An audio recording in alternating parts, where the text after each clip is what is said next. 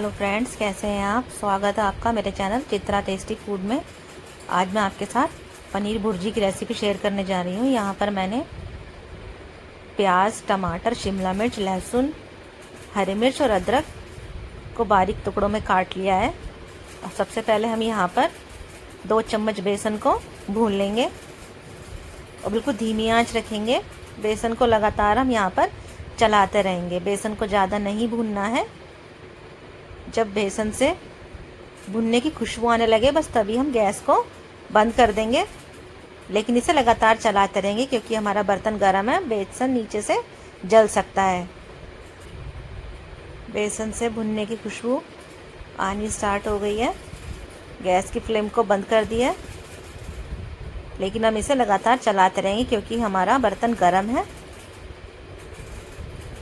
अगर नहीं चलाएंगे तो बेसन जल सकता है। अब हम इसे एक कटोरी में ट्रांसफ़र कर लेंगे और बेसन को ठंडा होने के लिए छोड़ देंगे।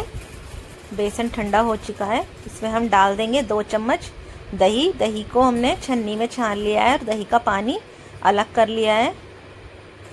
यहाँ पर हम डाल देंगे आधा चम्मच हल्दी पाउडर, 1 चम्मच धनिया पाउडर, 1 चम्मच लाल मिर्च पाउडर और 1/4 चम्मच गरम मसाला। इन सबको दही के साथ और बेसन के साथ मिक्स कर लेंगे। जब तक हमारे मसाले दही के साथ और बेसन के साथ अच्छे से फूल जाएंगे तब तक हम बाकी तैयारी करेंगे। और सब्जियों के साथ यहाँ पर मैंने 300 ग्राम पनीर को कद्दूकस में ग्रेट कर लिया है। आप चाहे तो उसको हाथों से तोड़कर छोटे छोटे टुकड़े कर सकते हैं। यहाँ पर हम ये रेसिपी पैन में बनाएंगे और यहाँ पर मैंने 1 बड़ा चम्मच सरसों का तेल गरम करने के लिए रख दिया है। तेल गरम हो चुका है। अब हम इसमें डाल देंगे आधा चम्मच जीरा और बारीक कटा हुआ लहसुन और गैस की फ्लेम को लो कर देंगे। तब हम यहाँ पर लहसुन और जीरा को भूनेंगे। जब हमारा लहसुन अच्छे से भुन जाएगा और अच्छी खुशबू आने लग जाएगी उसके बाद हम इसमें डाल देंगे बारीक कटे हुए प्याज। 400 ग्राम पनीर के लिए यहाँ पर मैंने 2 बड़े साइज़ के प्याज का यूज़ किया है और प्याज को गोल्डन ब्राउन नहीं करेंगे। प्याज को ट्रांसपेरेंट दिखने तक ही हम यहाँ पर पकाएंगे। स्वाद अनुसार नमक ऐड कर देंगे। प्याज को भुनने साथ ही अगर हम नमक डाल देंगे तो हमारे यहाँ पर प्याज जल्दी पक जाएंगे। बारीक कटा हुआ अदरक भी इसमें ऐड कर देंगे। यहाँ पर मैंने 1 इंच के अदरक को बारीक काटा था और 3 से 4 हरी मिर्च को भी बारीक काट कर इसमें डाल देंगे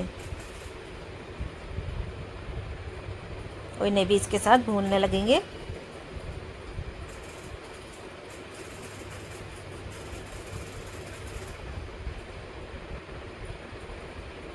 साथ ही हम इसमें डाल देंगे बारीक कटे हुए शिमला मिर्च। यहाँ पर मैंने 1 मीडियम साइज़ की शिमला मिर्च को बारीक कट किया है।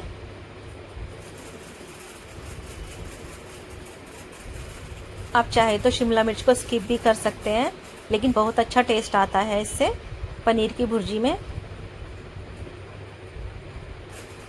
और यहाँ पर मैं अमृतसरी स्टाइल पनीर भुर्जी बनाना बता रही हूँ, तो उसमें शिमला मिर्च यूज़ किया जाता है।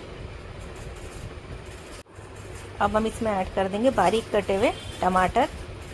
यहाँ पर मैंने 2 टमाटर का यूज़ किया है और मैंने यहाँ देसी टमाटर का यूज़ किया है। अगर आप हाइब्रिड टमाटर का यूज़ कर रहे हैं तो आप 3 टमाटर यूज़ कर सकते हैं, लेकिन देसी टमाटर खट्टे होते हैं इसलिए मैंने यहाँ पर सिर्फ 2 टमाटर का ही यूज़ किया है। टमाटर को भी इसके साथ हम अच्छे से पका लेंगे जब तक टमाटर सॉफ्ट नहीं हो जाते हैं।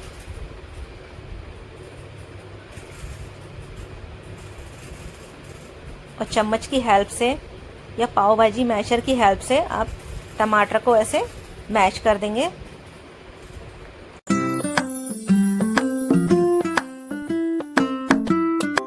अब टमाटर सॉफ्ट और मैश दोनों ही हो चुके हैं। अब हम इसमें ऐड कर देंगे जो हमने दही, बेसन और पाउडर मसालों का पेस्ट बनाया था, वो इसमें ऐड कर देंगे।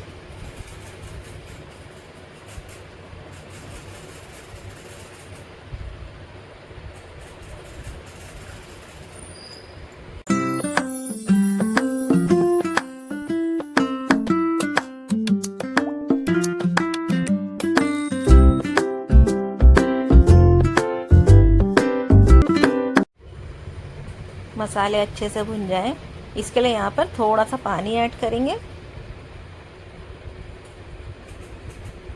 अब गैस की फ्लेम को हम मीडियम लो ही रखेंगे, तभी ग्रेवी में अच्छा फ्लेवर आएगा।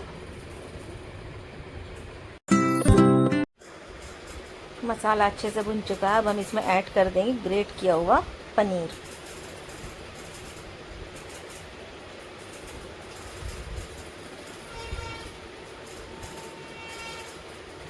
इसे अच्छे से मिक्स कर देंगे और बहुत ही आसान रेसिपी है ये। अमृतसरी ढाबा स्टाइल पनीर की भुर्जी आप घर पर ही बना सकती हैं और सच में बहुत टेस्टी होती है। घर में बच्चों और बड़ों दोनों को ही बहुत पसंद आएगी।